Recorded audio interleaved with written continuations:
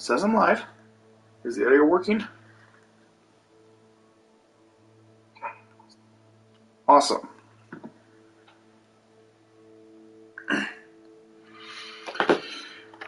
Hey everybody, AC here, and welcome back to another episode of Hogwarts Legacy. Last episode, we did a couple main missions, and this episode we're going to take care of the two relationship missions.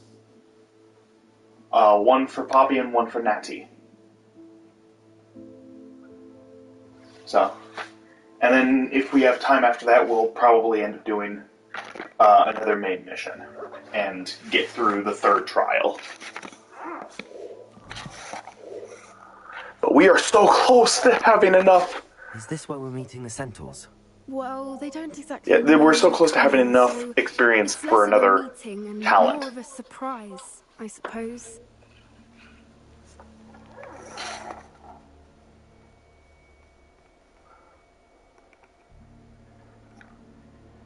Once we tell them about the Snidgets, they'll understand why we came and they'll want to help. I hope you're right. Perhaps they'll be able to tell that we're sincere. There's something about them that's so knowing. It's almost unnerving.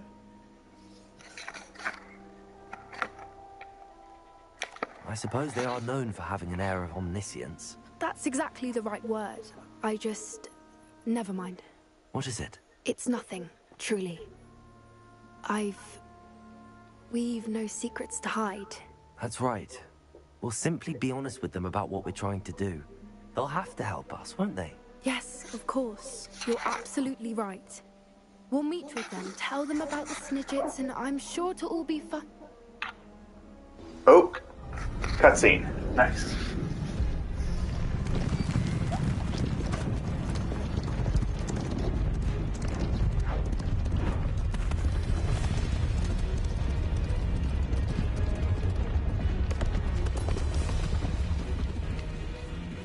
What do you think you're doing here, humans? Please! We were hoping to speak with you. Ah! I suppose you'd like a tale for your friends of the time you spoke to a centaur, and it spoke back. No, never! We're here because we need your help. Enough! You made a grave error in judgment in coming here, little witch.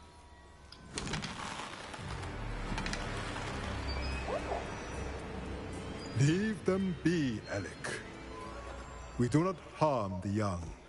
It is not our way. You forget your place, old fool.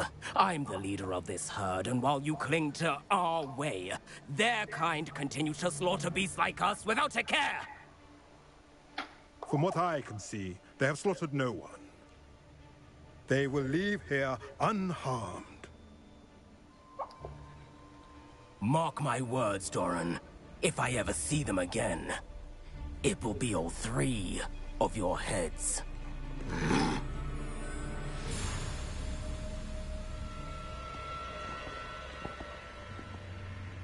Foolish children. Do you know what happens to wizards who wander here? Now, follow me before Golden Snidgets are still alive, and the poachers are after them. They know that the key to finding them lies in the moonlight, but they don't know what that means, yet. Please, help us find the Snidgets before the poachers do. Could it be?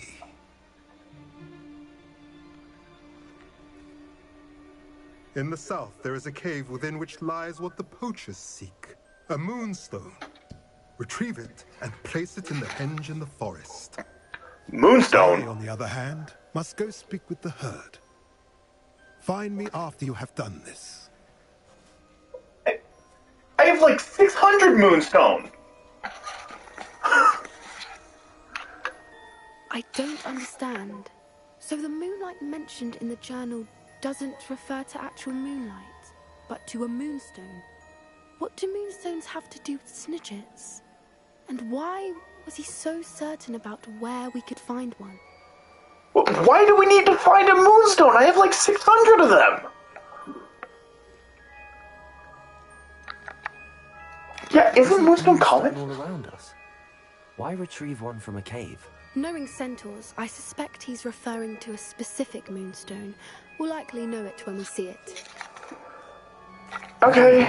But I am inclined to believe him, what with his being a centaur and all. I am too. It is a shame how quickly he left. What was his name? Doran. That's what the leader of the herd called him. Well, if Doran knows something we don't, I'd rather act now and ask questions later. I can head to the library and start looking into the cave you mentioned. I'll let you know what I find.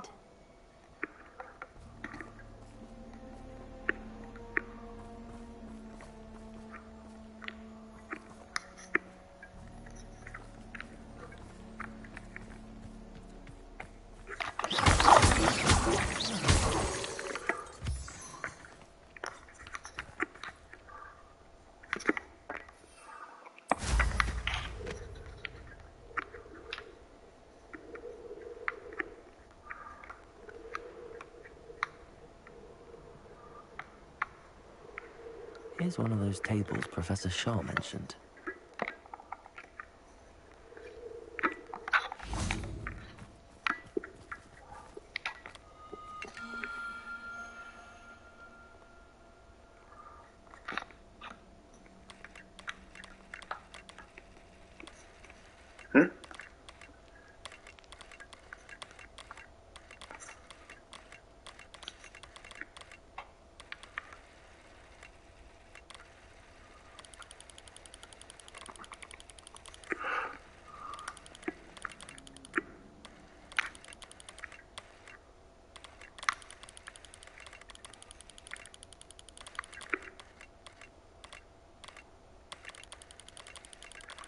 I don't know what I'm doing.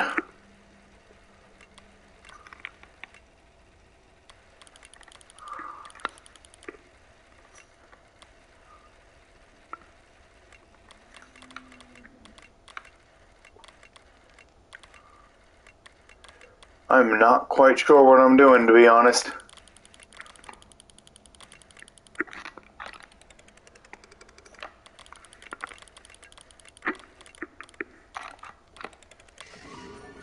Oh, okay. Okay, I get it. I had to zoom out.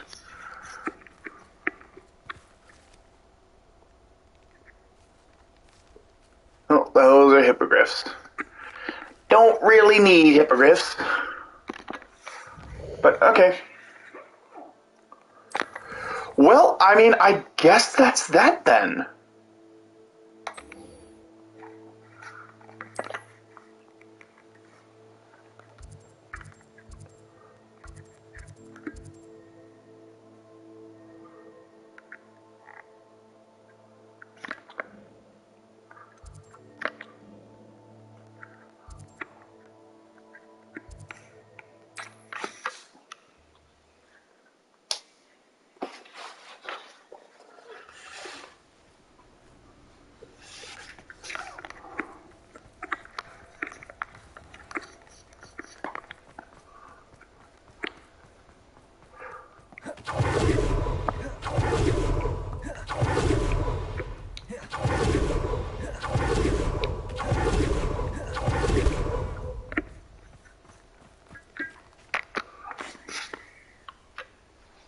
Are you ready to put an end to Harlow?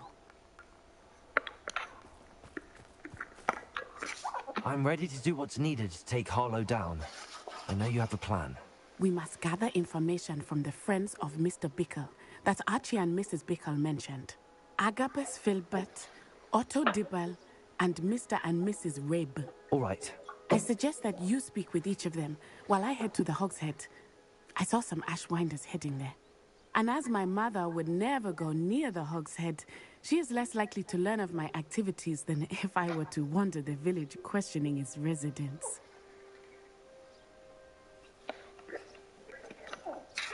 Where am I to find these friends of his? I do not know about Mr. Rabe, but his wife, Daisy, is often in Hogsmeade, as is Agabus Filbert. And Otto Dibble, he works at Gladrags, so you will likely find him there. What sort of information am I trying to gather from these people? They may know what evidence Mr. Bickle had against Harlow, Or they may have evidence of their own. We simply need to know whatever they know. Very well. I'll speak with them, see what I can learn. I knew I could rely on you. We need to know how they are being blackmailed by Rookwood and Harlow. Meet me here after you have spoken with them. Sure. Hopefully, by the time you return, I will be able to move a bit more freely.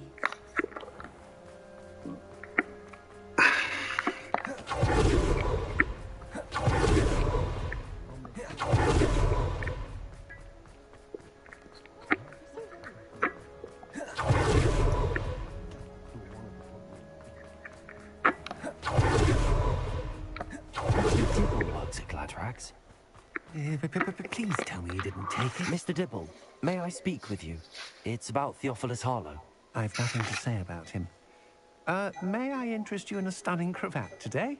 Please, sir, I'd like to help. I spoke to Mrs. Bickle. You know the Bickles?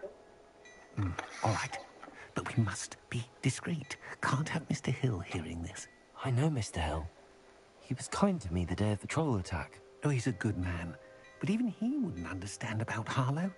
It started a few weeks ago. I was distracted, reading a note, when you-know-who came into the shop. I hid the note behind the counter and offered to help him. He stared at me for a moment, then asked me to check on an order he'd placed. I went into the storeroom to check on what turned out to be a non-existent order. When I returned, he was holding the note. What was in the note? It was a note from Rosie Hill, Mr. Hill's daughter. You see, we've been, well, secretly engaged these past 6 months. We haven't told Mr. Hill yet. I dare say he has higher hopes for her. Harlow advised me in no uncertain terms that my relationship with Rosie, not to mention my employment here, depended upon my cooperation. What did he ask you to do? It all happened so quickly. In an instant, he took a very expensive scarf from the counter, pocketed it, and smiled. He said, "Your secret is safe as long as I can supply my lady friend with delightful items like this every so often." I've been able to cover for his requests until now with some creative bookkeeping, but I can't keep it up for much longer. I'm terrified to say anything. I could never live without Rosie. Could you give me a bit more detail about the note? That might help me to identify it should I come across it. It's on Rosie's special pink stationery.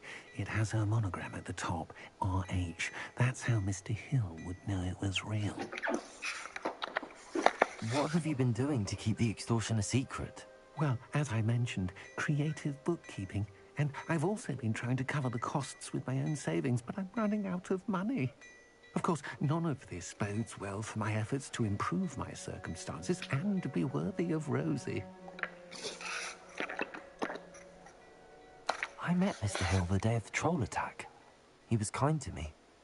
Why don't you just tell him? He's a lovely man.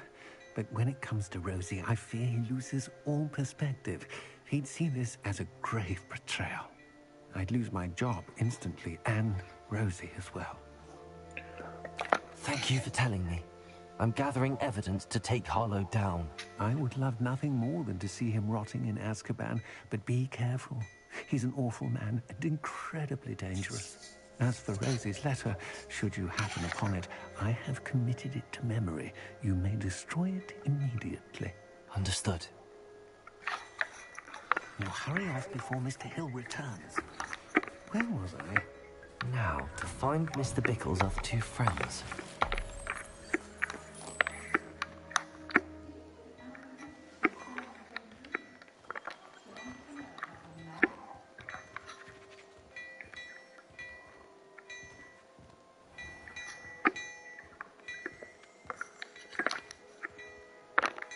Revelio.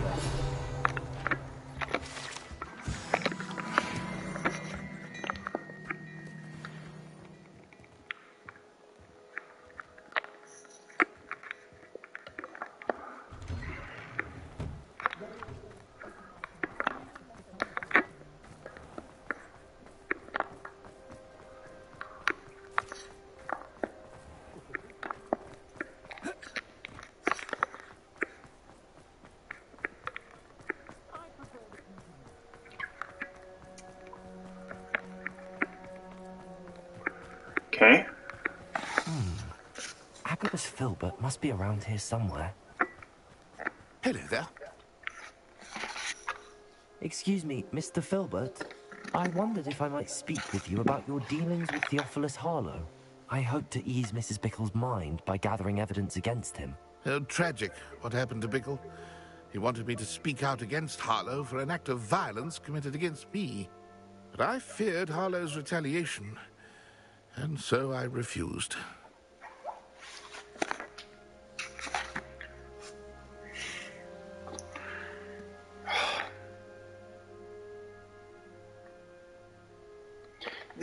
See, neither of these are a good option.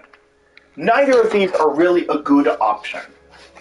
Because, yes, while speaking out is the right thing to do, saying that to him right now would literally just be guilt-tripping him and making him feel like what happened was his fault. But you can't really say it was wise not to speak out, because then... Because obviously that's the wrong thing. You're allowing him to stay living in fear. Neither of these are good options. If you had spoken out against him as Mr. Bickle asked, perhaps Harlow would be locked away by now. Perhaps. But... perhaps I would have suffered a similar fate. You said that Harlow committed an act of violence against you. Could you tell me what happened? Before my extraordinary wife, Dulcibella, passed away, she had just completed a small book of poetry. As a surprise for her birthday, one she never had the chance to celebrate, I had the book beautifully bound and plated in gold. One day, Harlow came calling to punish me for having spoken out against the Neanderthals that comprise Rookwood's lot. Before I knew it, I'd been petrified, and Harlow was rifling through my home. He found the book of poetry, with its exquisite gold plating. I watched helplessly, lying there in my entranceway as he walked away with the book, laughing as he went. I was shaken to my core. Still am, to be honest. I imagine you fear Harlow retaliating again, but do you mind if I share this information with Officer Singer? I suppose I have no choice. This extortion can't go on forever. You can pass it on to anyone who may be willing to help. Harlow does not like people talking. Hello, Homora. As you already know. You're on the right track. I want to find the last of Mr. Bickle's friends.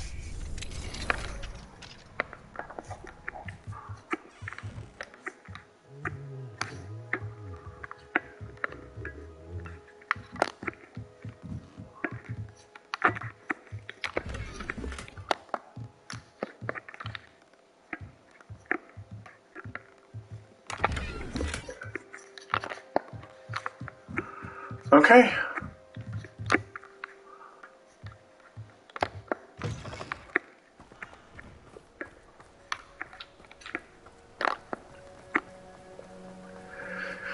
All right.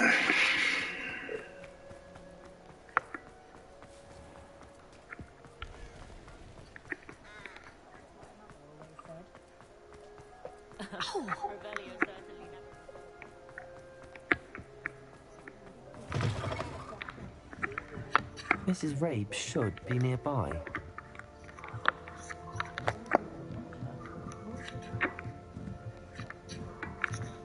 Oh, Isco, what have I done?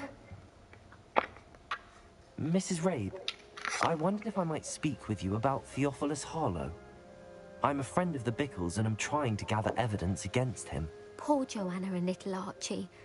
And now Harlow has taken my darling Isco. What do you mean? Why? I'm a security guard at Gringotts, and my husband is a curse breaker for them. Harlow approached me about helping him extort my colleagues into giving him treasures from the vaults. And you declined? Of course I declined. Repeatedly. I thought they'd given up, until I came home one night and found my husband gone, and a note affixed to my door with a knife. The note stated that I only had a few days to reconsider helping with some banking needs, and that my husband would appreciate it if I acted quickly. But the help Harlow wants is help that I cannot give, and my dearest Isco is paying the price.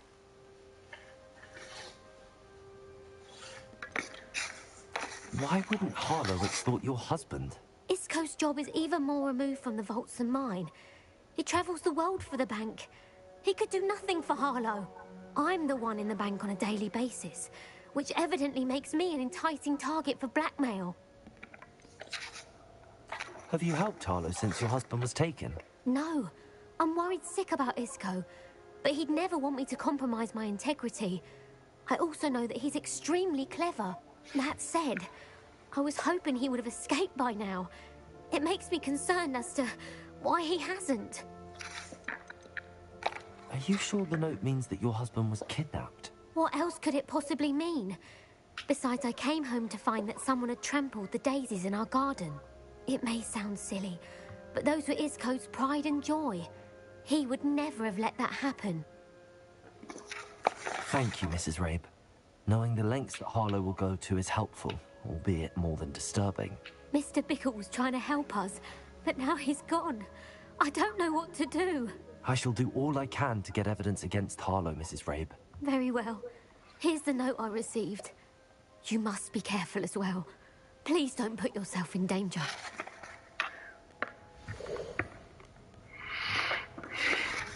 Miss Rabe, we do hope you will reconsider helping us with our banking needs. We're giving you ample time to reach a decision on your own, but we are beginning to lose our patience. We know your husband would appreciate it if you were to see the value in our working together. Shall we expect a response by week's end? Best to keep this between us, if you understand our meaning. Some evidence worth hanging on to. Thank you. I hope it's not too late. I've spoken with Mr. Bickle's friends. Now to find Natty.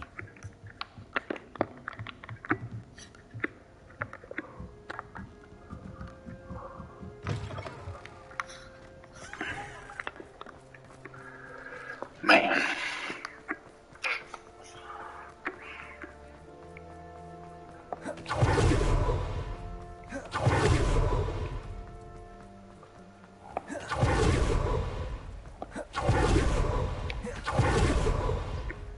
It's not like Natty to be late. She said she was going to the Hog's Head. Perhaps I'll find her there.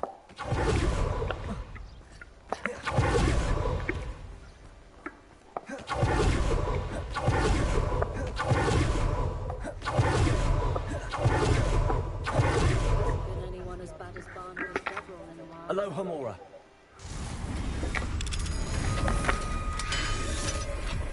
All right.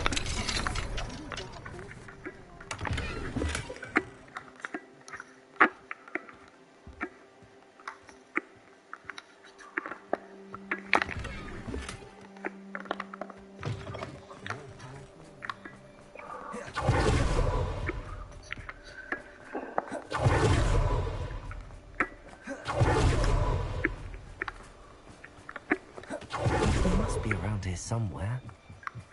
Natty's wand. She can cast without it. She wanted me to find this. She's in trouble. Revelio will show me where she was taken. Revelio!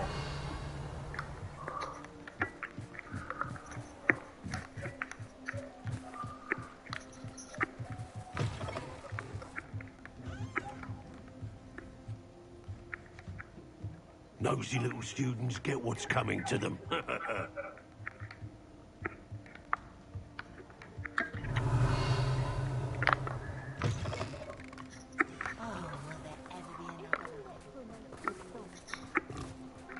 Natty must have been taken this way. I need to find her. Okay. Her footprints led to this room. There must be another way forward.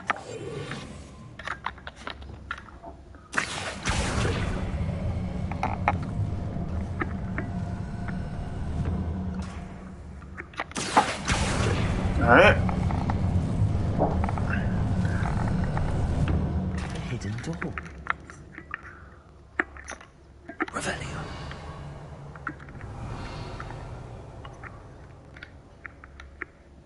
Natty must have been taken this way. I need to find her quickly.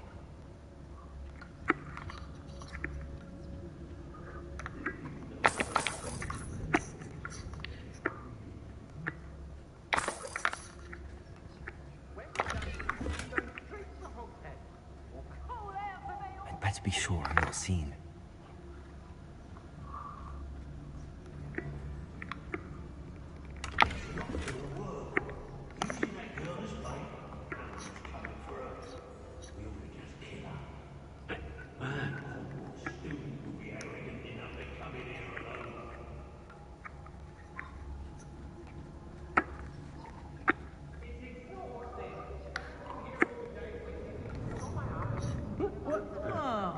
I fancy it's time we found a new unsuspecting trader around these parts, don't you?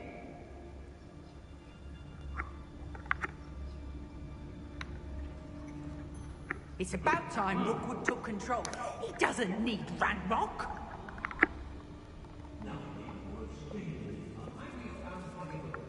I rob every Hey.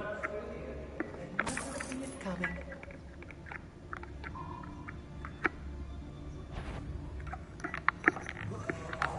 Over here!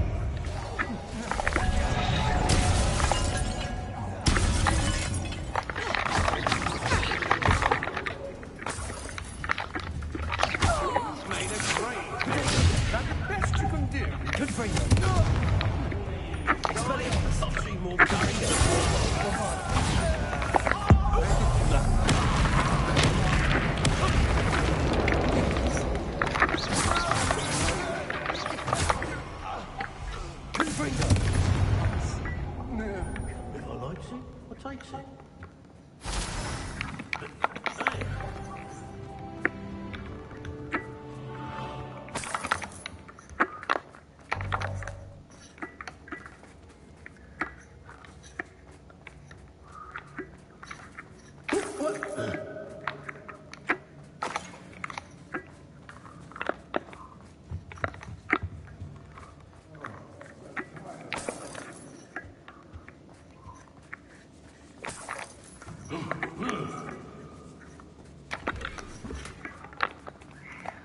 Oh!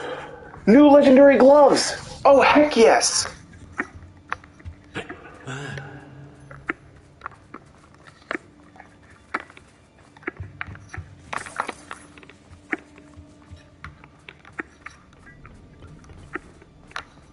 Okay.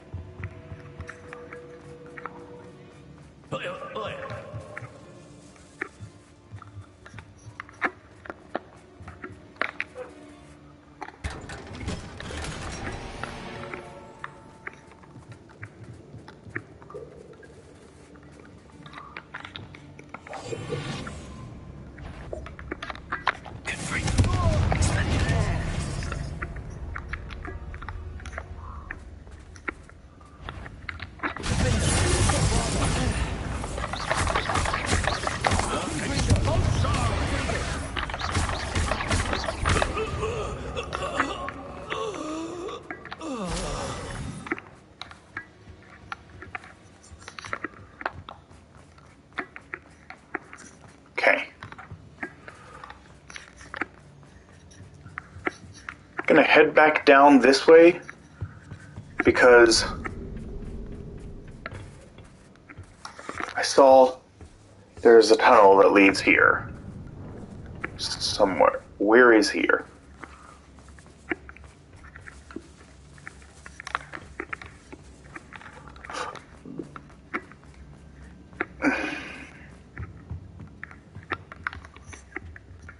Oh, it just leads back to where I was. Okay, Natty that's must fine. be here somewhere.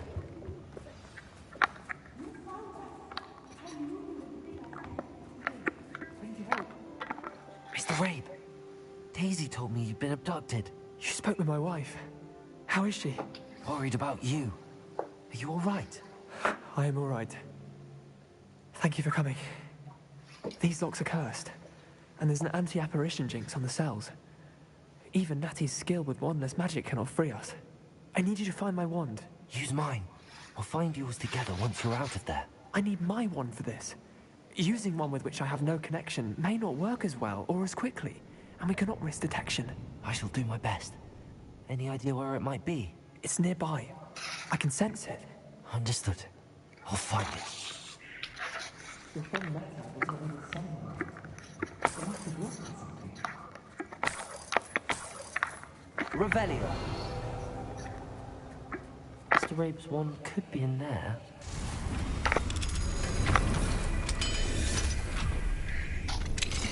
Mr. Rabe's wand. He'll be glad to have this back. Natty!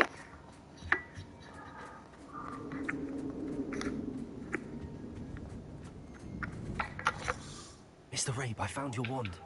Well done. I knew it was nearby. Now, you best stand back. One never knows how a curse will react to being broken.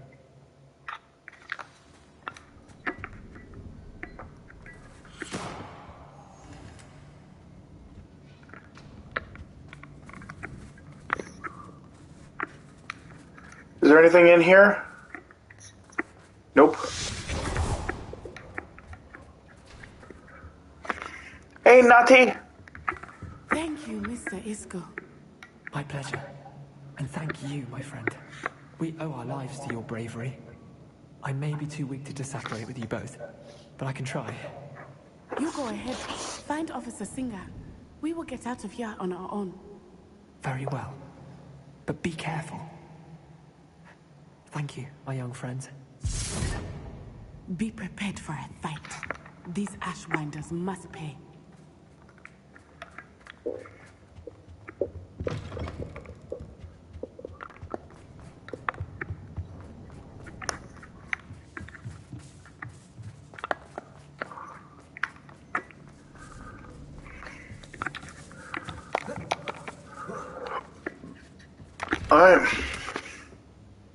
Oh, Rose. Oh, this is the letter from Rosie.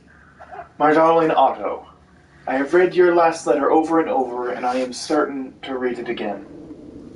Each hour until we are certain to read it again each hour until we are able to meet. I dread the notion that I will not see you soon, but I am not without hope. I long for the day that our engagement can be shared with those whom we love, especially my dear father. I do not wonder at your wanting to wait until you are more settled, my love. And I know that you are doing all you can to ensure that such a situation is within our grasp. Please allow me to say that these past months of being unable to show publicly the feelings which exalt me to the utmost principle of happiness have been an existential challenge indeed. And now I am off to read your letter once more. Yours affectionately, Rosie. Jeez. Wow, that is a paragraph. Holy crap. Is she going for the best author award? Like, wow. Oh man, that is a complicated string of words right there. Oh, I was barely able to follow what she was talking about. I mean, I get the gist, but yeah, jeez. My brain had to really process what the hell was going on. Oh, this is one of the poems. Oh, you're as dear to me as augury, whose voice foretells the coming rain. You're as loved by me as the crop could be, whose loyalty is true and plain. You have cast a spell over my heart. I want it not undone. You have charmed me from the very start. You have always been the one. Oh my god, that's so sweet! Oh my god, that's such a cute poem! Oh my god, I love that poem! That's so cute! He'll be thrilled to have this back. That is so cute! Oh my god, I love that! I legit love that. I legit love that so much. That is unbelievably cute.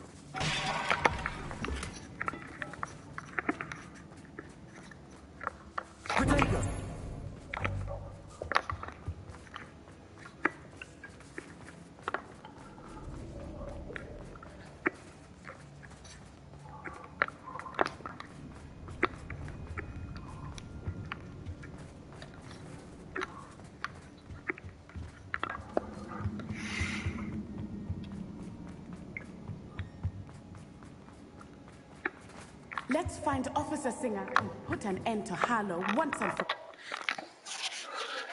Oh, man.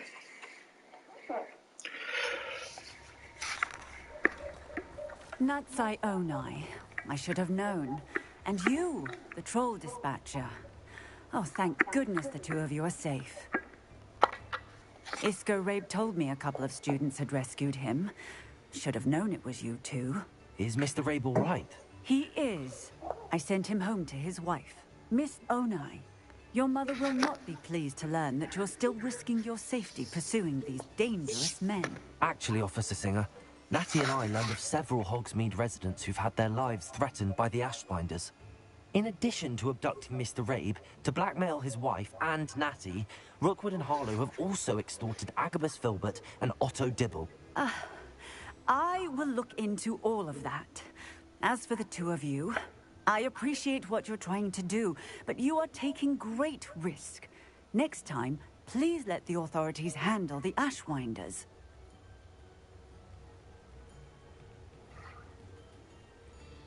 Maybe I'm being overly suspicious. But I don't know. Something about how this conversation is going doesn't seem to me like she's actually taking us seriously. It seems more like she's trying to keep us quiet. Wait.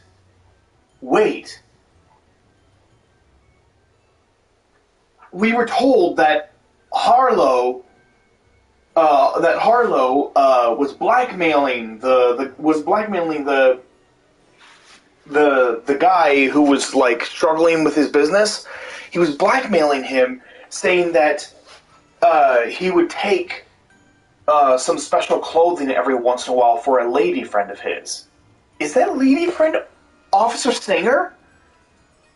Is she a corrupt cop? Yes, officer. Do you have enough evidence to take down Harlow and the rest of Rookwood's lot? Well, it's certainly a good start. We shall see. But you can leave this to me now. Natsai, you may wish to speak with your mother about this before I do. My mother will not like this. Thank you again for rescuing me. We shall speak soon.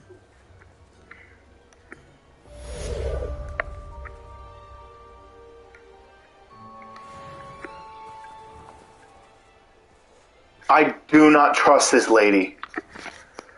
I do not trust her.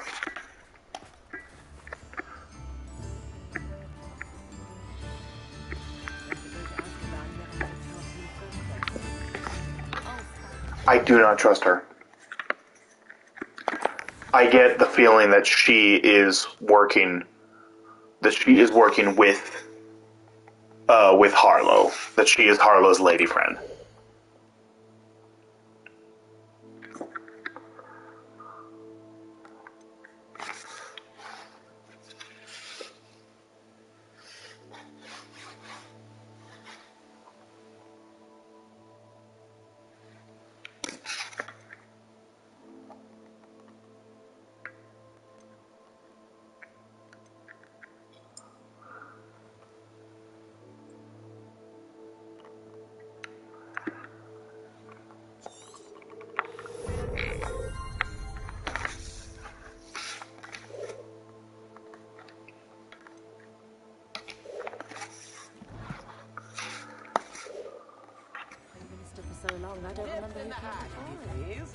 I'm gonna see where she's going. The Ashwinders have ceased pestering me. I suspect that's your doing. Thank you from me and Rosie both. We're just leaving for our honeymoon after we tell Mr. Hill of our recent marriage. Wish me luck. Aw. Good job, Otto.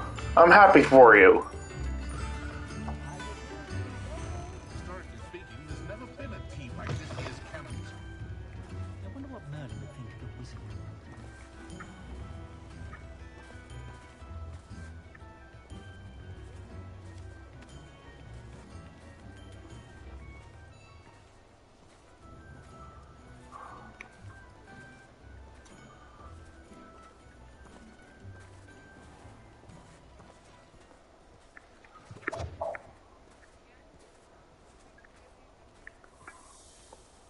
Where are you heading? Okay.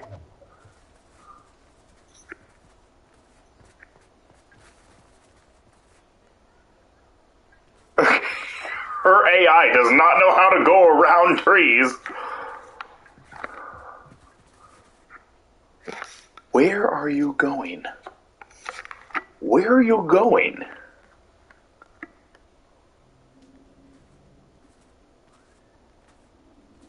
You're just gonna go sit down here?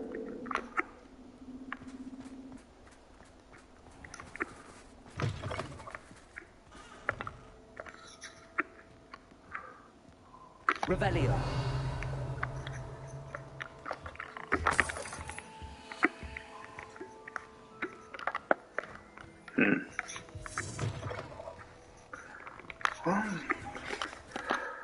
Okay.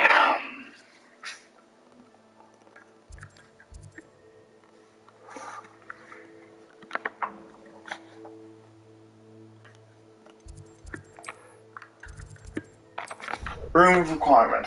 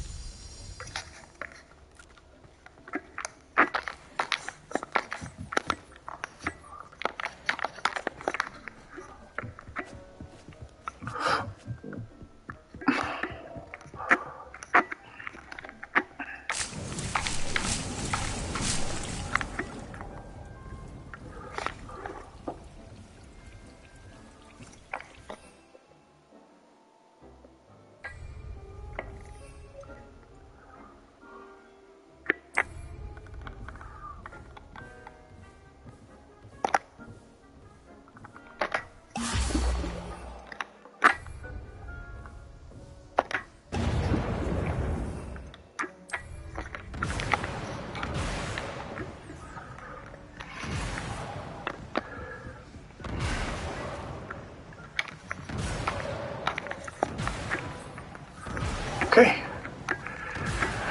The only reason I picked those two up and I'm letting those two continue on is because I want all three to be Wiggenweld potions. Because I imagine that when we get to the big climax, I'm probably going to need a lot of Wiggenweld potions. So, having three automatically... Proud of all the potions you've brewed. I am proud. Oh, right. Yeah, I have a mystery item.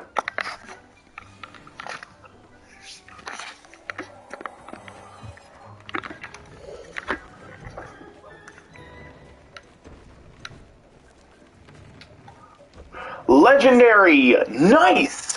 81.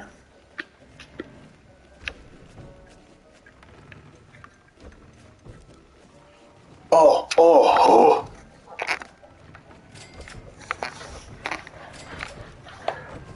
Phoenix Feather! Nice!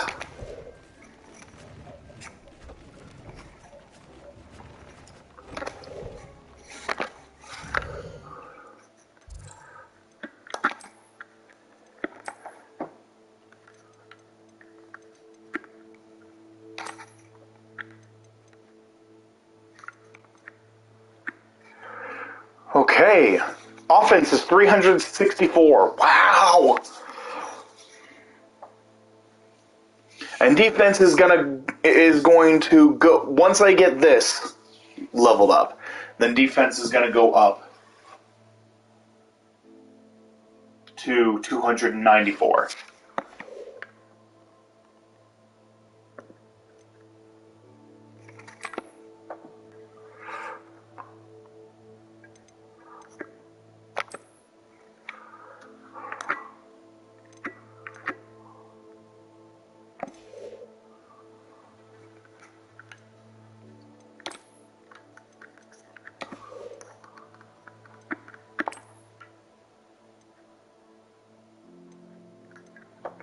Oh yeah.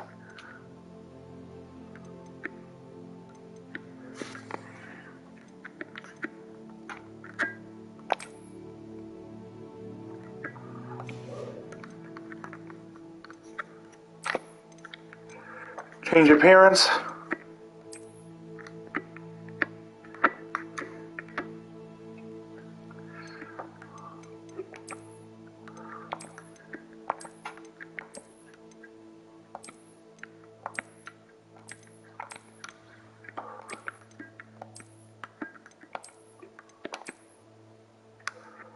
like this one. I like the boots.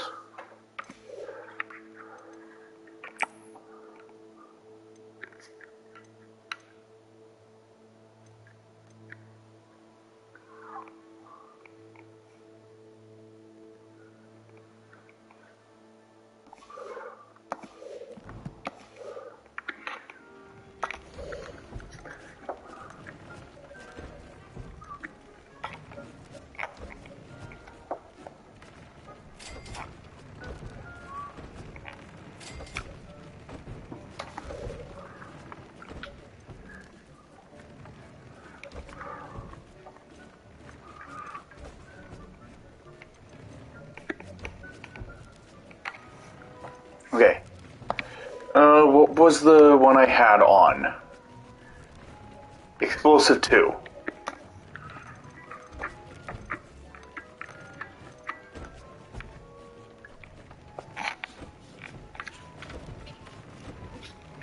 Ooh, Ancient Magic 3. Oh, wait, what? Wait.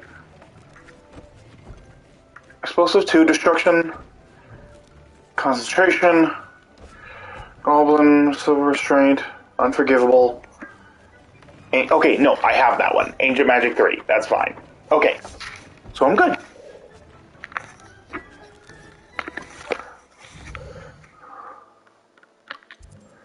Okay, head to Hogsmeade.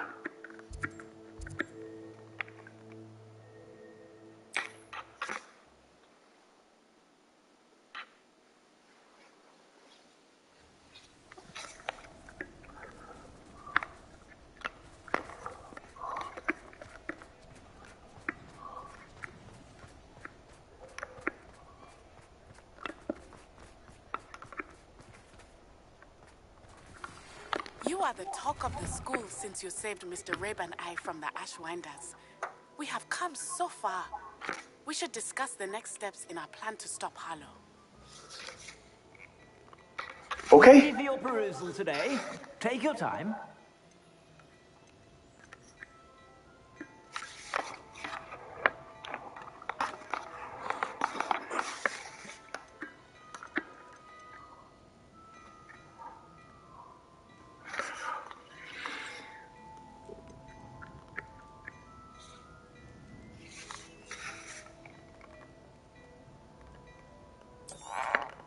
You won't be disappointed. That's a Gladrax promise.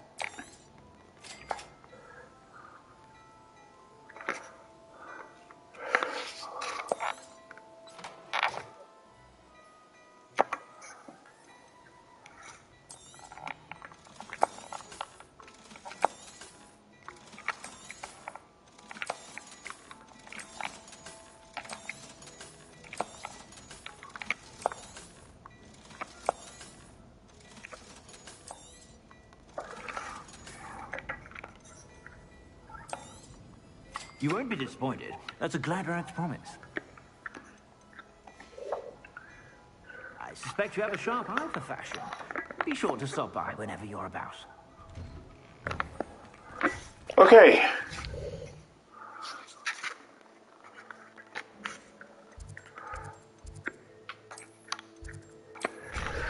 Head back to the room of requirement.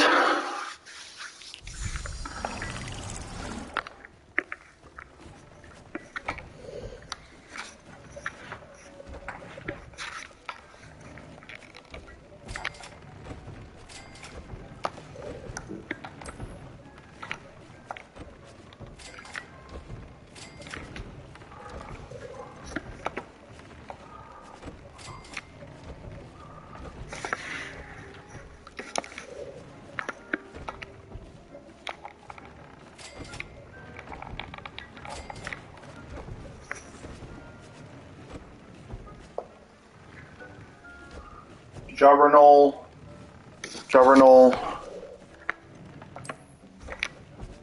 Mooncalf,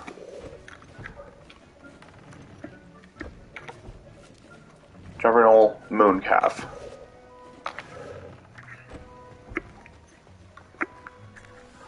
Okay, don't think I have a Mooncalf.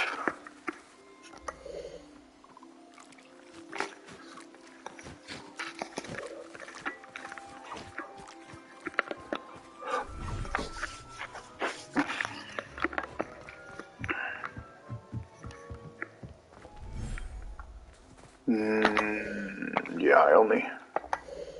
I only have a Niffler in here. One. I need to get him a friend. I need to get that Niffler a friend.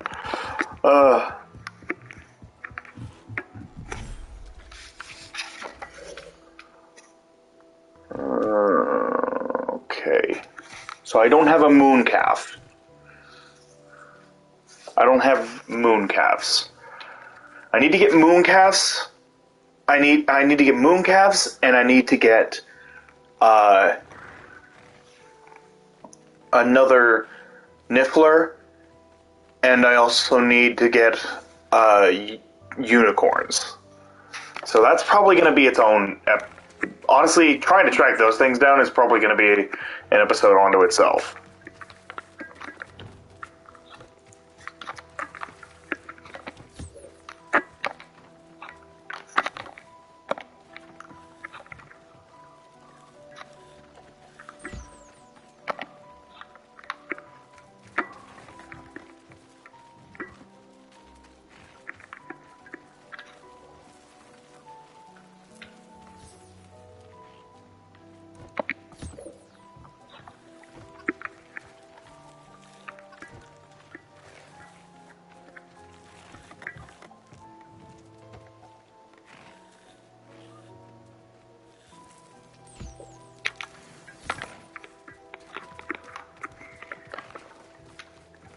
Okay.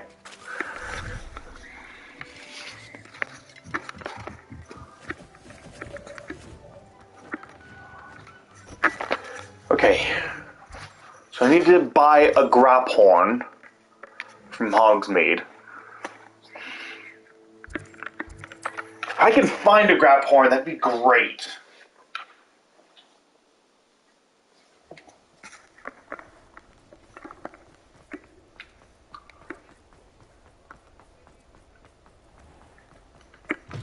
Come in. Sorry if there's a smell. New batch of toad-hide.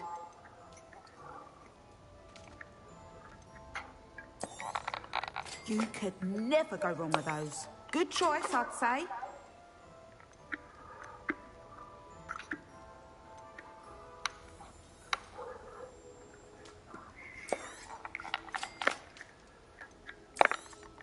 You could never go wrong with those. Good choice, I'd say. I'll not mind seeing you here again. Consider yourself welcome. Alright. Now, back to Hogwarts. Room of requirement again.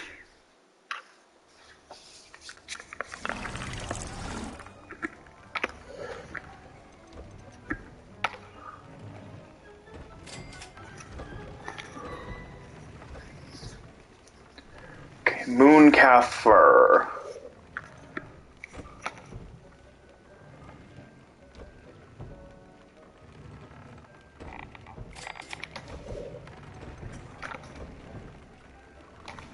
Okay. So I really need moon calves.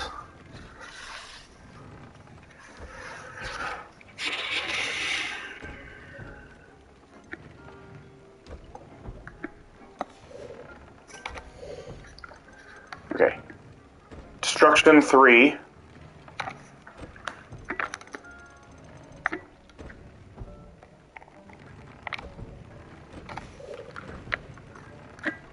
Explosive 2.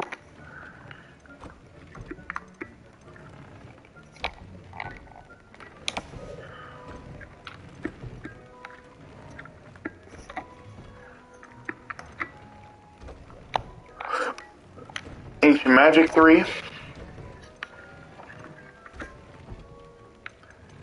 Scarf is Concentration 3. And there we go.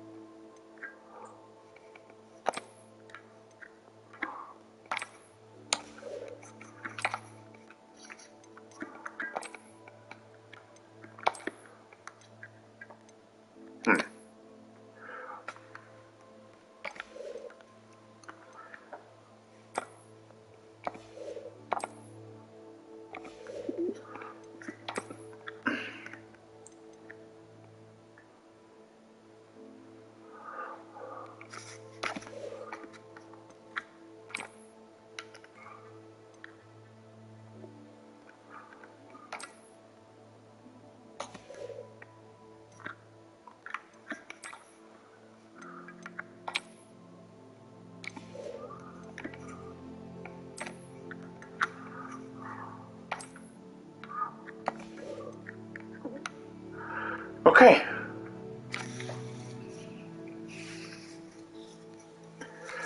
Okay, there we go.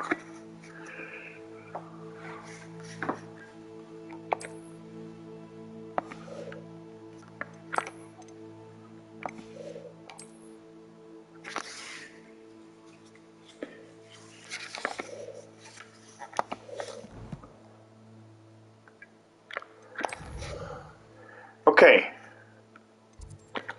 Head back to Hogsmeade so I can sell the stuff I don't need in order to make a little extra cash.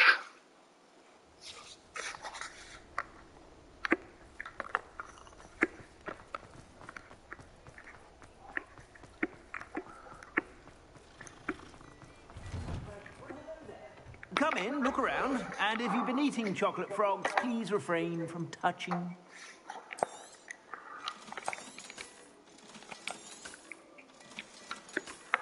Okay. I suspect you have a sharp eye for fashion. Be sure to stop by whenever you're about.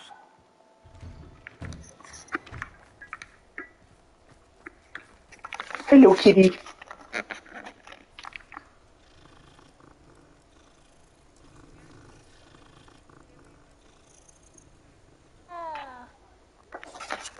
Meow. I love it.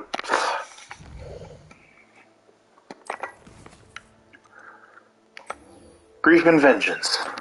Nice.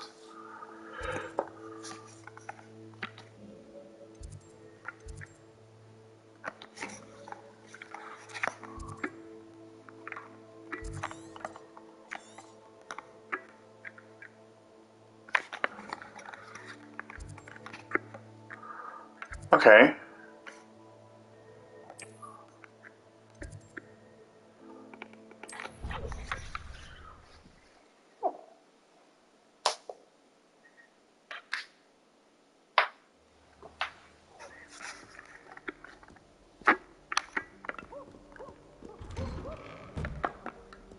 Why do students always run when Peevesy wants to have some fun?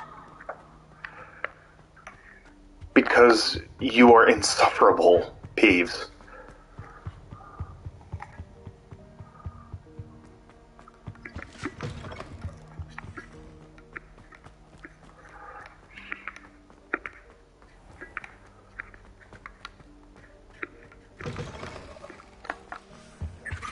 I think there were dogs here.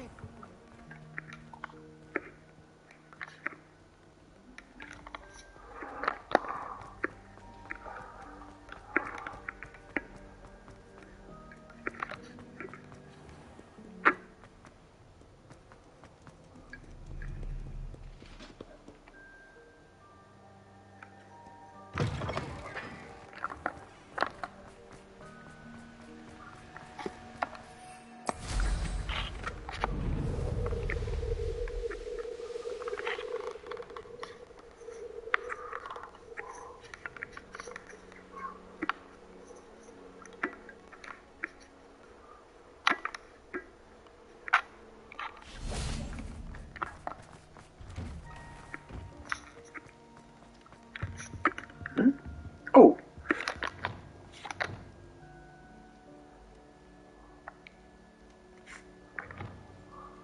Expelliarmus. Which one was it? Which one was it that I needed? Revelio.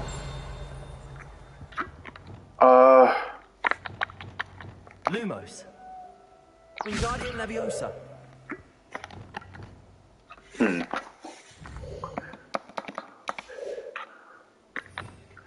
What did I need for this? Wasn't it this?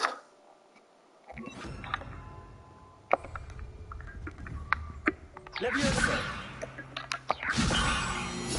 It was. Okay.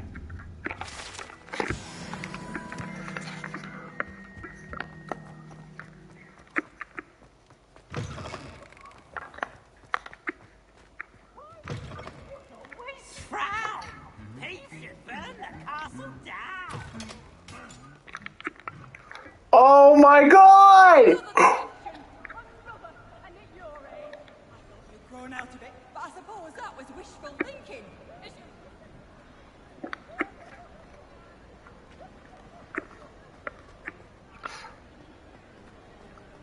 Revelio. Did I seriously never get this one? Oh my god. Oh my god, I love this! Oh my god. The giant Christmas trees all over, and these smaller ones, well, small. This is taller than the Christmas tree I put up at home every year. So this is like more than double the size. I have been meaning to speak with you. I still can't believe we escaped the Ashwinders. You may not realize it, but you are the talk of the school since you saved me that day. I wonder how everyone knows about it. I told my mother in the hope that she would be more forgiving of what I have been up to if it came from me. She likely told other professors, and news travels quickly. Unfortunately, she might, in fact, have been even less forgiving than I'd hoped.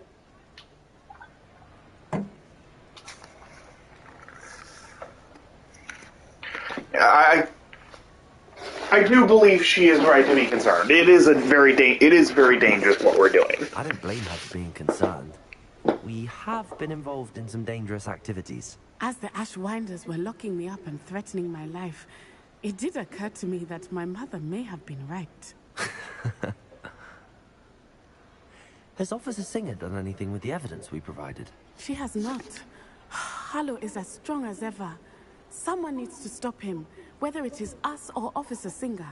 If someone had stopped the monsters like him in Matabeleland, my father would be alive today. What exactly happened to your father? It was a beautiful day. My mother had gone to tend to a neighbor who was ill, and so my father and I were galloping in the savannah. Galloping? Your father was also an animagus, I take it? He could become the most majestic giraffe, and he would carry me on his back, my arms around his neck. We were on our way home when we surprised a group of bandits who had come from our village. One of them saw me just as he removed a scarf from his face. He shouted and then aimed his rifle. He didn't want you to identify him. Exactly. In an instant, my father bowed his neck to protect me and was hit. As he fell, my father changed back into his human form. When the bandits saw this, they turned and ran in fear. Magic terrified them, and then he was gone. And it was all my fault. Your fault? How so? He died protecting me. If I had been capable of protecting myself, he would still be alive today. My mother and I tried to go on without Survivor's guilt. Oh god, it's survivor's guilt. Oh no! We had to come to Scotland. Oh, it's survivor's guilt. Oh no! Oh man, that sucks. Do you think taking down the Ashwinders will avenge your father's death? No. Vengeance is not what drives me. My father would not want that. Okay, at least she understands that much. To be able to fight for those who cannot. I know there is risk involved, but I feel it is worth it. I am glad you seem to think so too. What does your mother think about all of this? Well, as you saw, she worries a great deal.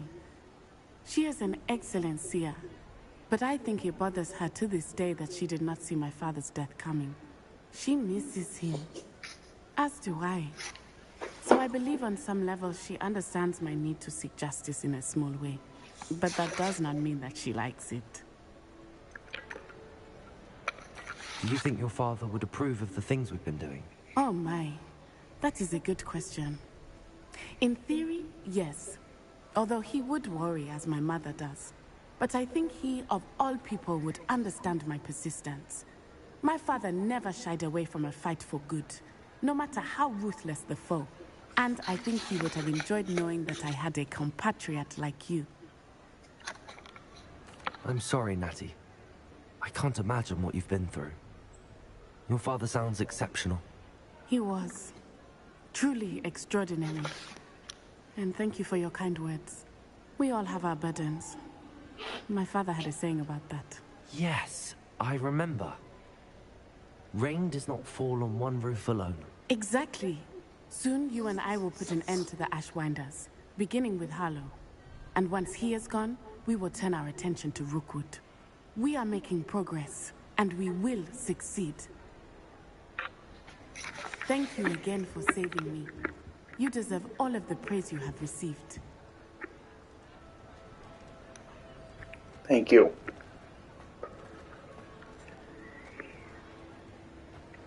Oh, man.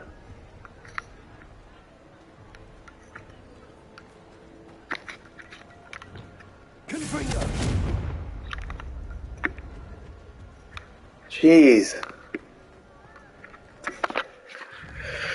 Okay.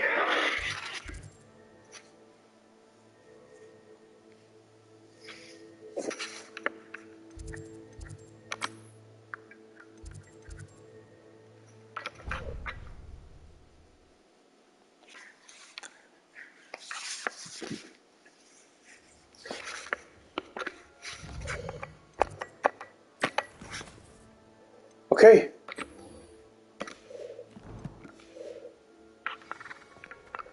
Looks like this is it. I'm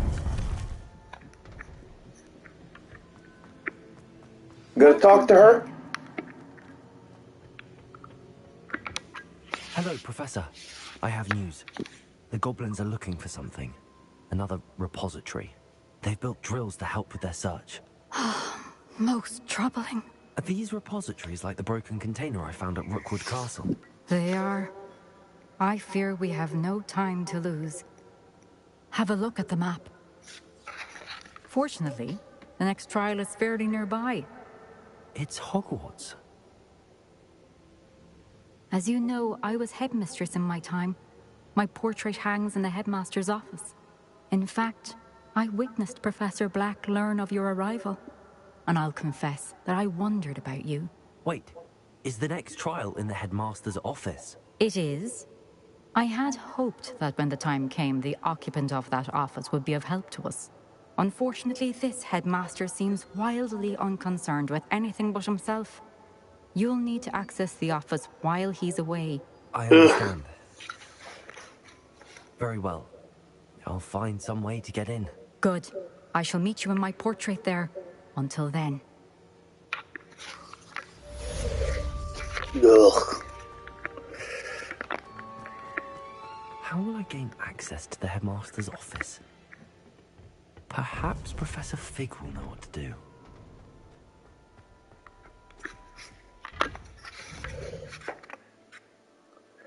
Fig. Okay.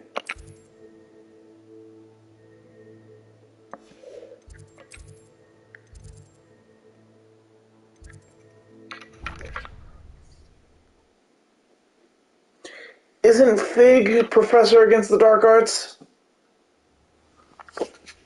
No. No, no, no. What's Fig's classroom?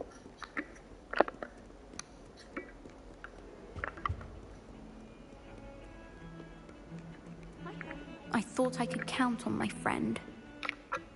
Pardon me, is everything all right? No, it's not. We only had 2 bells to go, but she just had to go and spoil things. I'm afraid I don't follow. Who spoiled things? Was it what bells? Professor Black ordered Mr. Moon to take down the bells in the bell tower. Said they were giving him a headache. Those bells are a part of Hogwarts. I wasn't about to let that happen. So, I asked my friend Adelaide to help me put them back. We've always been a duo of sorts, Adelaide and Evangeline. Addie and Evie. Anyway, it was going swimmingly until Black started asking questions. Then she wasn't comfortable with our rule breaking. Now I'm stuck, unable to tell which bell goes where. Is it really that important that the bells go back up? Is it really that important? They're part of the school's history. Those bells likely told a young Merlin that he was running late to Charms, or called Ignatia Wildsmith to dinner. We can't simply fiddle with history. We're meant to be its stewards. It's certainly an odd decree, even for Black, taking down the bells for a headache. I agree. I thought it might also have been that they interrupted his hourly naps. That's all he does in his office, you know. But then I heard... Can you keep a secret? I can. I heard from Alice, who heard from Ollie, who heard from Eugenia, that it's because the bells reminded him of his wedding day. Breaks out in a sweat every hour on the hour. But mum's the word. If only 2 bells are left, isn't it fairly easy to tell which goes where? Easy for you, perhaps. I happen to be tone deaf. Mother likes to say I couldn't carry a tune if it hopped on my back like a chocolate frog. No point putting them back in if they don't sound just as they did before, for the sake of historical accuracy. Perhaps I could help put the bells back up. Really? Oh, that would be wonderful. The bells are in the bell tower just above the music room. You're certainly of more help than Adelaide. I imagine the bells are just inside in the bell tower.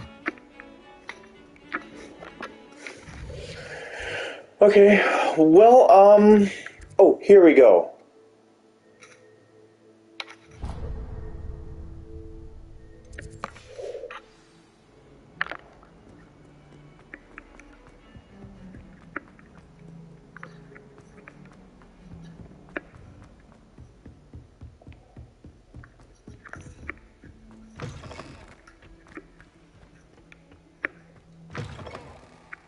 Revelio.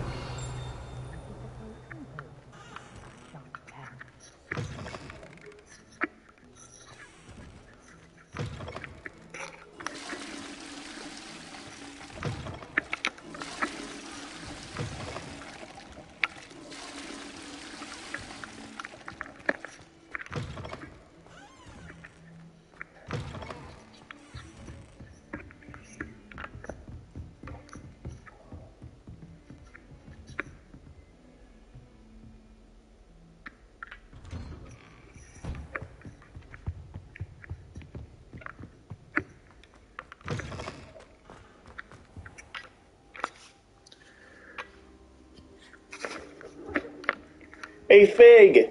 It's been a while. Now here, Professor Fig. The Keepers have shown me where the next trial is. Has something changed? Lodgok and I have learned that the goblins are searching for another repository, like the one we saw at Rookwood Castle. And I discovered that they're building massive drills to help in their search. Professor Fitzgerald seemed very concerned. I see. Ranrock clearly knows even more than we suspected. And sir, there's something else. Lodgok knew Miriam. He knew Miriam? They encountered each other at Rookwood Castle. She was doing research. That's where she found the container with the port key. He liked her so much that he let her leave with it, despite orders from Ranrock. I don't know what to say. She could win over almost anyone. I want to hear more of this. And, in fact, I'd like to speak with Lodgok directly. But we've no time now. Where is the next trial? Believe it or not, it's in the headmaster's office. Incredible. All right. You'll need the password to get past the stone gargoyle. The headmaster's house elf will know it. I've actually met Scrope, but I'm not sure he'll tell me. He's rather devoted to the Black family. He is. So you'll need a disguise. I have just the thing. A polyjuice potion. You'll look and sound like Professor Black. Wait, doesn't Polyjuice Potion require a bit of the person you want to change into? And take ages to brew? It does. So how do you already have Polyjuice Potion to change into Professor Black? One never knows when such a thing may come in handy. Let's just say I felt the need to be prepared for anything after my fruitless trip to the Ministry on his behalf. Now, time is of the essence. Drink up and I shall explain more. Ugh, it's gonna be disgusting.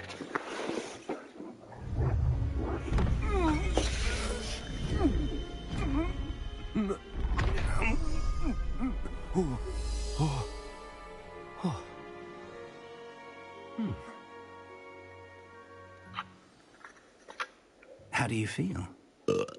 Incredible. I won't forget that taste anytime soon. How do I sound? Convincing. I've taken the liberty of transfiguring your robes. As we discussed, you'll need the password from Scrope, who could be anywhere in the castle. You might look for Professor Kagawa. She's taken to badgering the poor elf about Quidditch in the hopes that he can convince Black to change his mind. Thus far, unsuccessfully. I see. But what if Professor Black sees me? Leave him to me. I shall tell him where to meet a liaison from the Ministry in Hogsmeade. That should give you plenty of time. Thank you, Professor. I suppose we'll meet again in the map chamber. It's rather strange to hear gratitude coming from Professor Black. I'll see you there. Now to find the headmaster's house elf.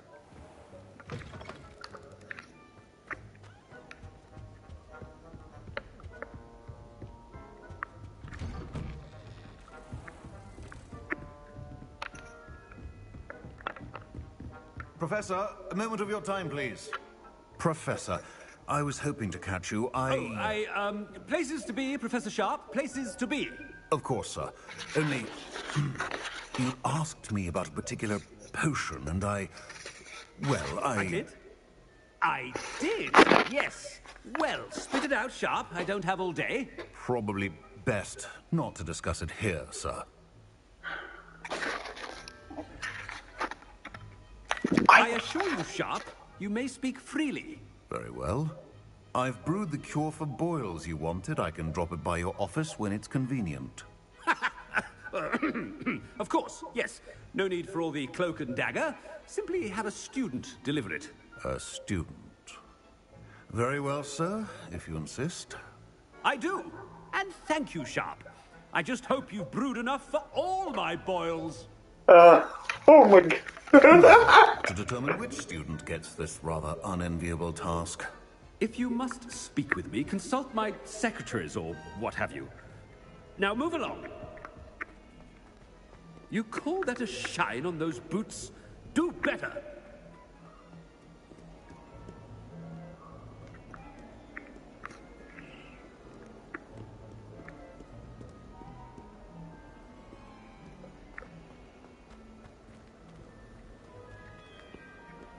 I thought I heard the headmaster approaching.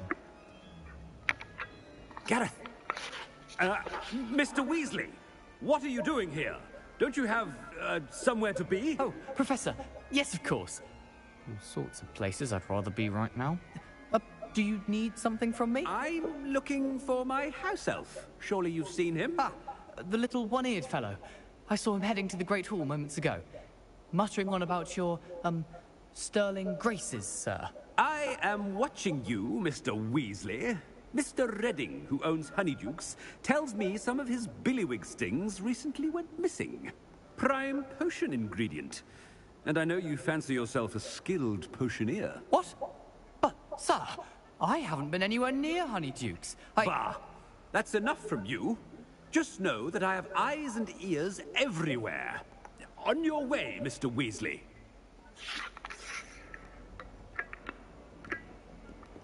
Well, there's one for my diary.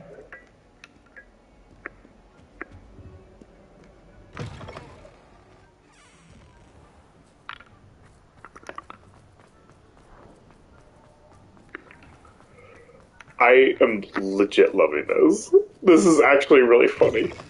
Stand proud, purebloods. The future is yours.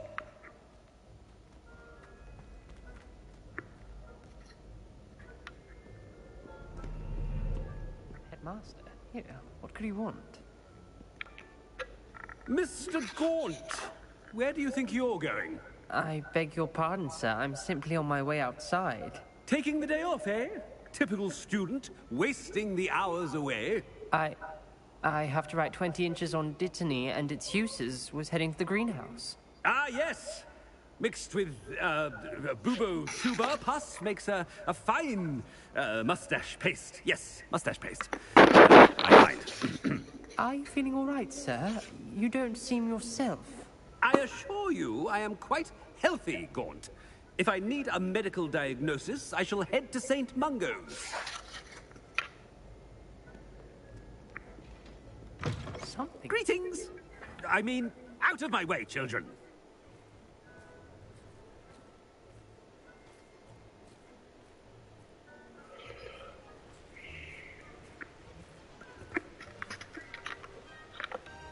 Professor, a word? I should like to speak with you, Professor. Professor Black, again, it is not too late to reconsider your decision regarding Quidditch. We could still have trials and a somewhat shortened season. It would be better than none at all. But the injury, Madam Kogawa. Professor, more than one student has taken a bludger to the head on our pitch. I dare say it knocked some sense into them. And they're fine now. The fact that it happened to be a pureblood, well, that's no reason to... What nonsense! That you would trivialize the health of a student over a silly game. A silly game? You are quite impossible sometimes. Sir, I've a good mind to write to the Department of Magical Games and Sports at the Ministry about you.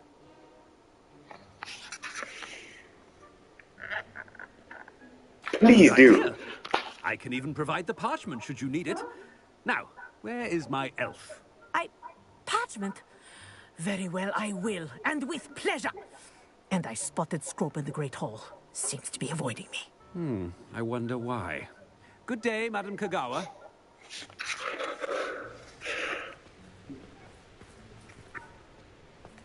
What did we do to deserve him as a headmaster? Dang.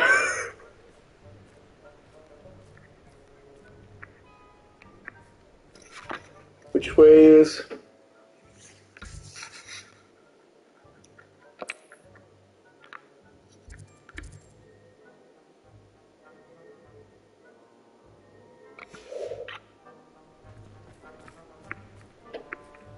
Okay.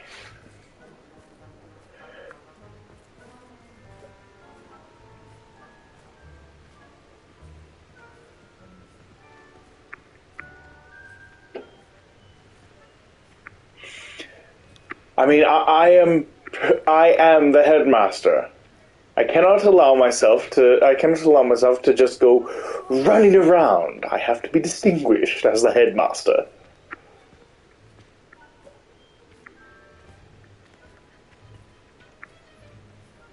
Chewing with your mouth open? Where are your manners?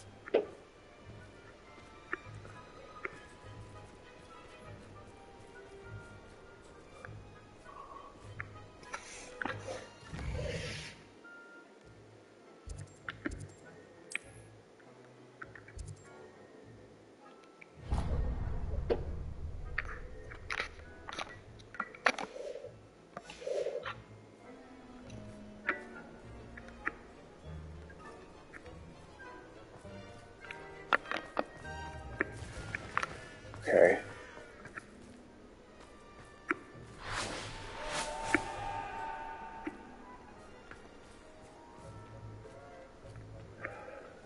All right.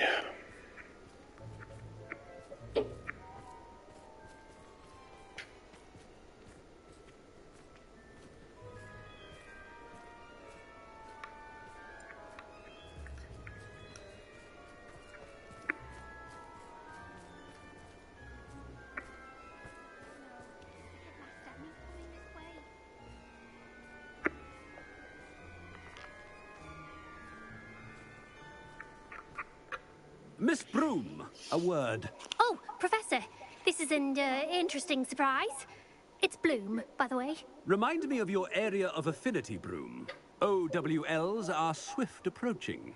Charms, sir. Non-verbal spells. Might work on one that makes me disappear. Well, keep at it, Broom. And before you know it, you'll be as invisible as that new fifth year seems to be. They're not invisible, sir. I've seen them near the library. In fact, they help me with my, heavy books. Speaking of invisible, where's my blasted house elf?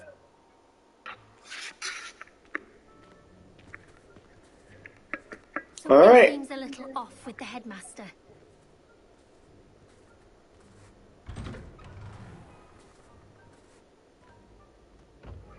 What? Oh, dang it.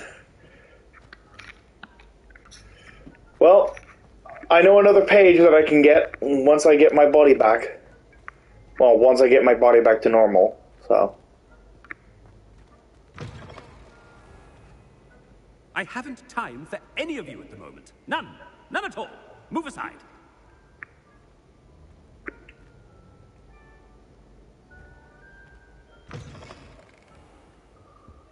Professor, a word, please. Hello, Professor Black. Ah, Professor Weasley. How delightful to see you. Sir?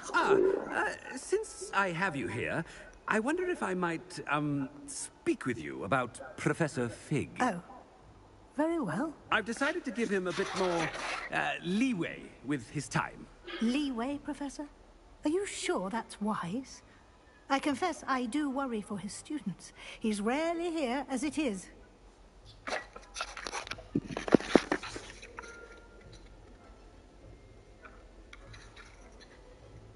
And I don't miss him. Well, yes. He's handling some official ministry business for me. I see. But, sir, if I may, I am wary of how much time the new fifth year seems to be spending away from the castle, supposedly on Professor Fig's behalf. I've heard unsettling rumors of their escapades. Everything from sneaking into the Forbidden Forest to confronting Ranrock's loyalists and Rookwood's lot. What? Goodness. You cannot believe everything you hear, Professor. No, you cannot. Dear. I shall keep an eye on Fig. You simply keep doing the wonderful job that you're doing. Simply wonderful. Thank you. But I'm happy to look into... Good. That'll be all, Weasley. I mean, Professor Weasley. Good day. A wonderful job. Leeway for Professor Fig. I shall never understand that man. That ought to give Professor Fig some breathing room.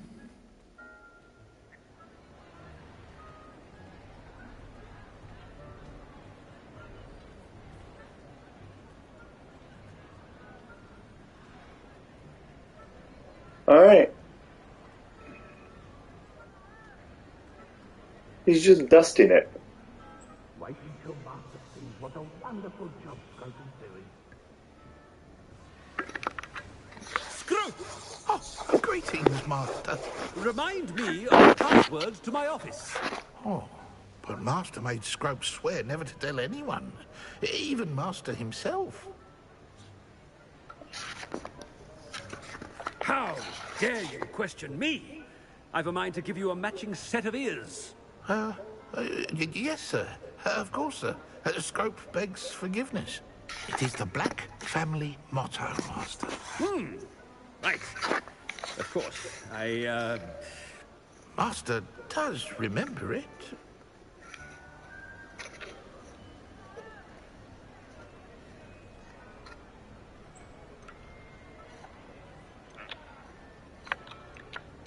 Ooh, which one is it? Oh, shoot. The Black family motto. Oh, shoot, what was that? Oh, I'm worried he's gonna figure out I'm not the real Professor Black. Oh, frick.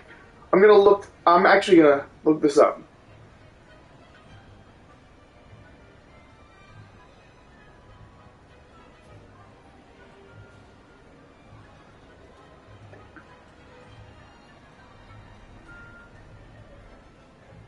Purity of blood. Okay.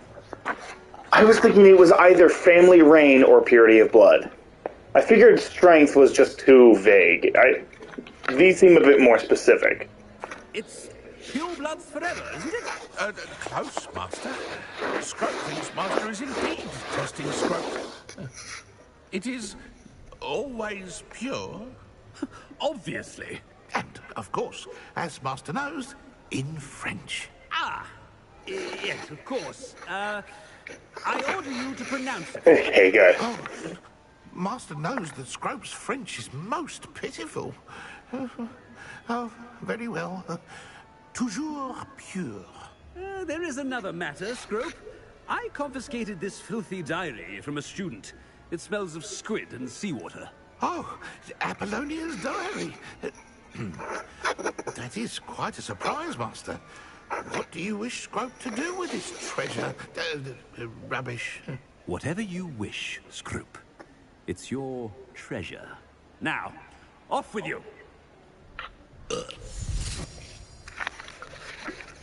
Polyjuice potion's wearing off. I best get out of sight.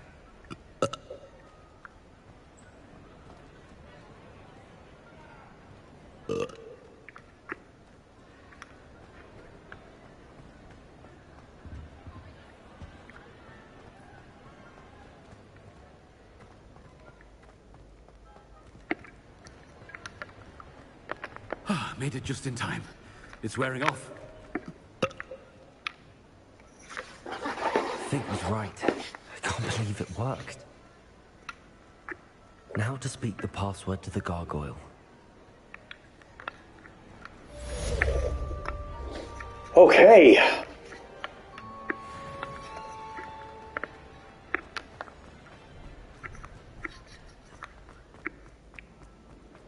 I want to go back the way I came.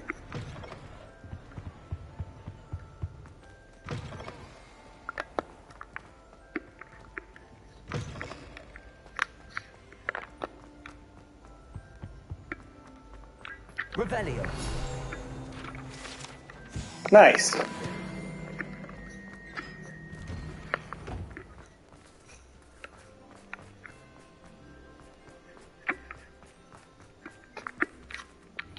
Leviosa.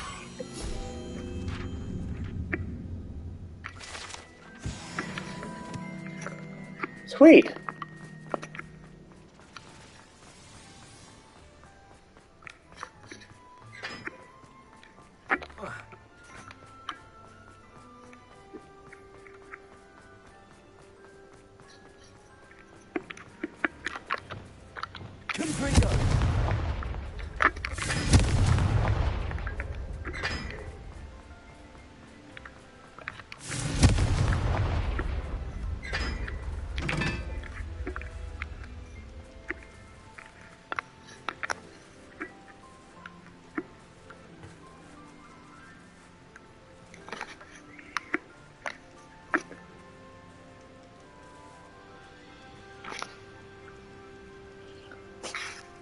Okay, triangle with...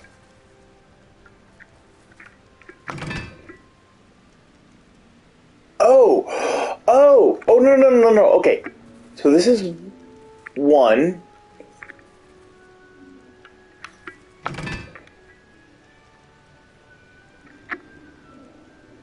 Yeah, that's 2.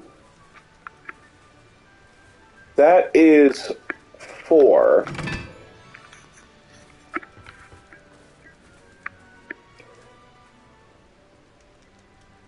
Okay, the Deathly Hallow symbol is 3.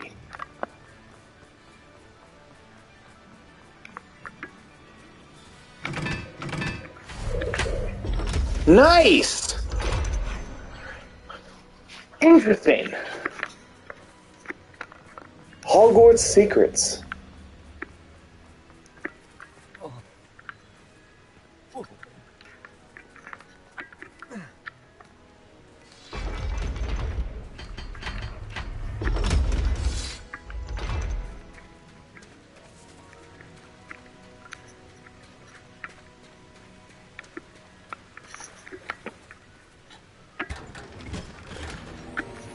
Revelio.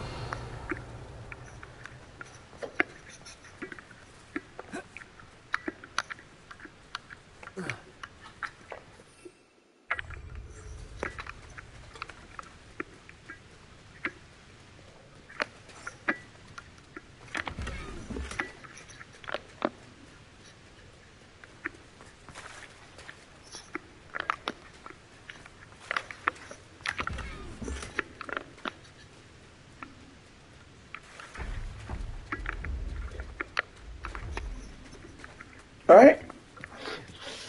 There we go. Okay. That's interesting. Alright.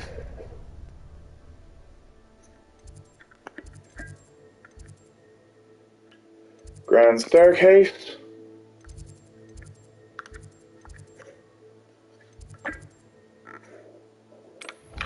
Trophy room.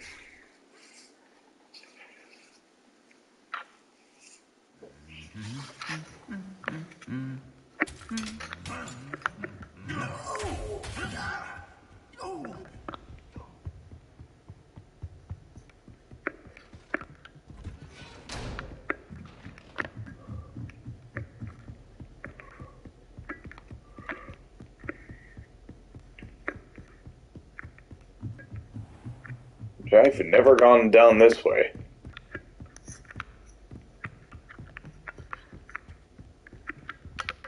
Aloha Mora.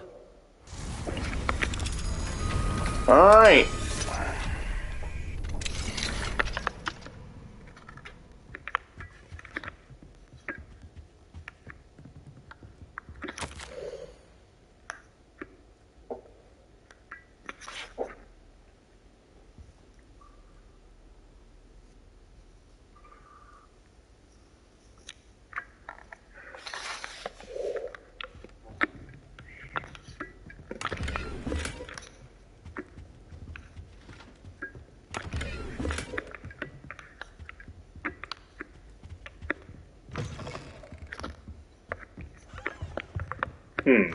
Where does this lead?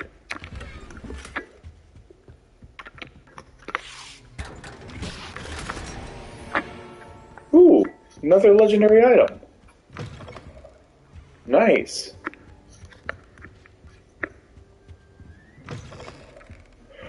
Alright. Aloha Mora. Nice.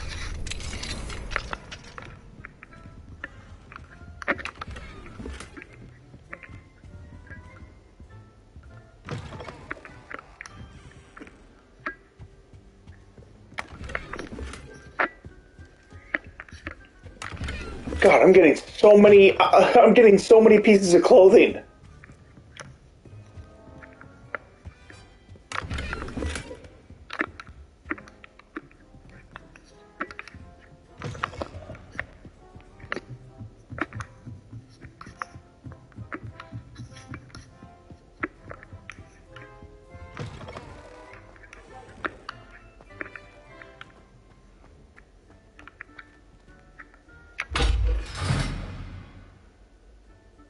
Huh.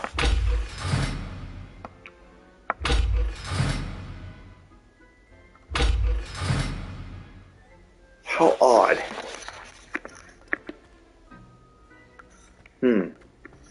So there's got to be a way to actually open that. The gargoyle. That's where I need to speak the password.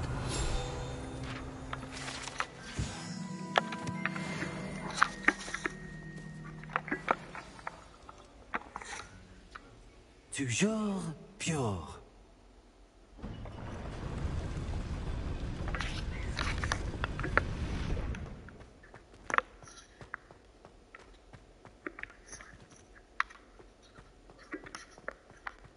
I wonder if all the elite wizarding families have a motto. Revelia. Oh.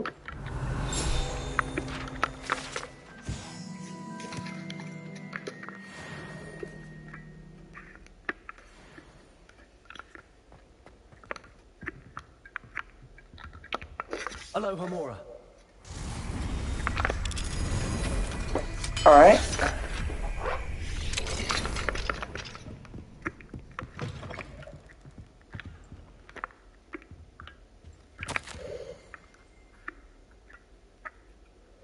Oh, Phineas. Oh, this is from his wife. The children have been asking about your return.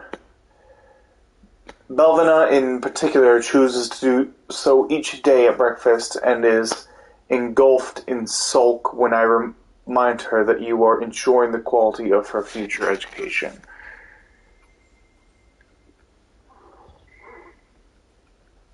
Sirius and Phineas rarely send me an owl, although when they do, they never mention you. I'm certain they're proud of you and all that you're doing for Hogwarts. Having one's father as headmaster is a tremendous honor. Merlin, help me. Cygnus is now crawling and follows Arcturus about like an unwelcome shadow. Arcturus is begging for an invisibility potion, and frankly, I can't blame him. I'd be tempted to brew one if it weren't for the eternal sniveling that Cygnus would regale me with. Perhaps we shall see you during the next school holiday, but please don't feel any obligation. We can manage. Ursula.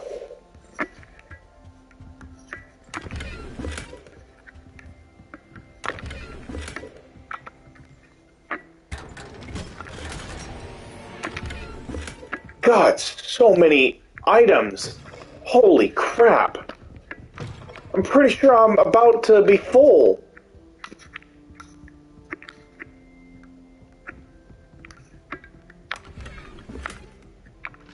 Aloha, Mora.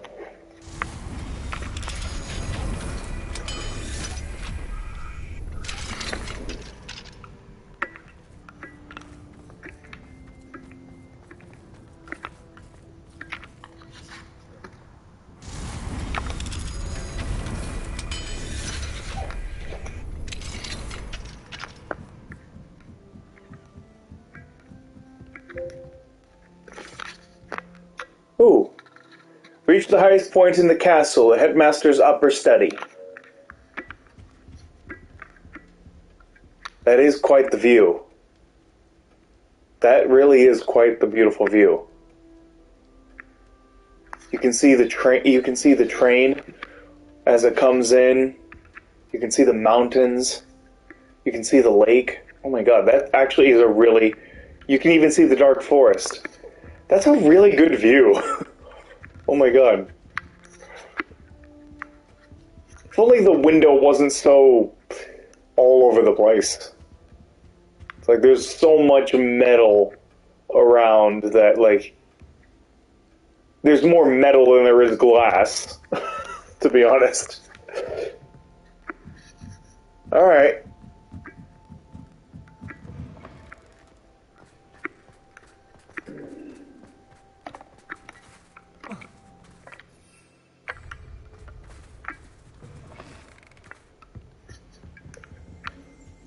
Revelio.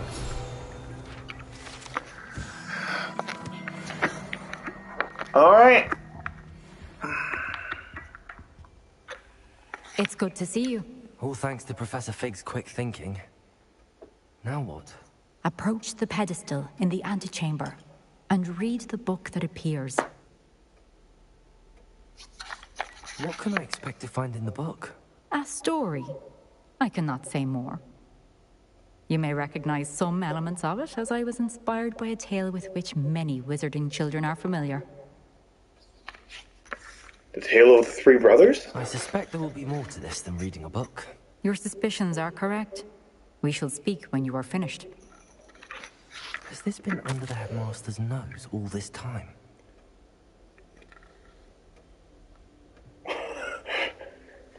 Apothecary receipt. Cure for boils. One feel. Funny.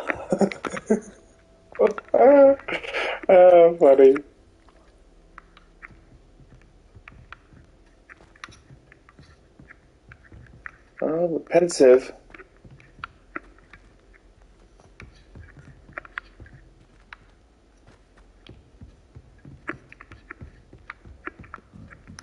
That must be the pedestal. Alright. We'll do this in the next episode! Because, yeah, We've been here for well over an hour already. I'm positive.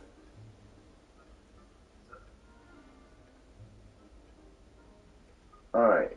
Yeah, an hour, 46 minutes. Yep. Oh man, these episodes are just getting longer and longer. Yeah. So, we will continue this in the next episode, and we will be doing the third trial. So,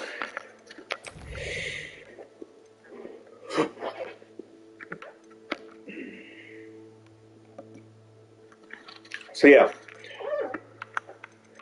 So, this is going to be it for now. So, thank you, everybody, so much for watching. Hope you all enjoyed. If you did enjoy, please like, comment, subscribe, hit that notification bell, all that good jazz.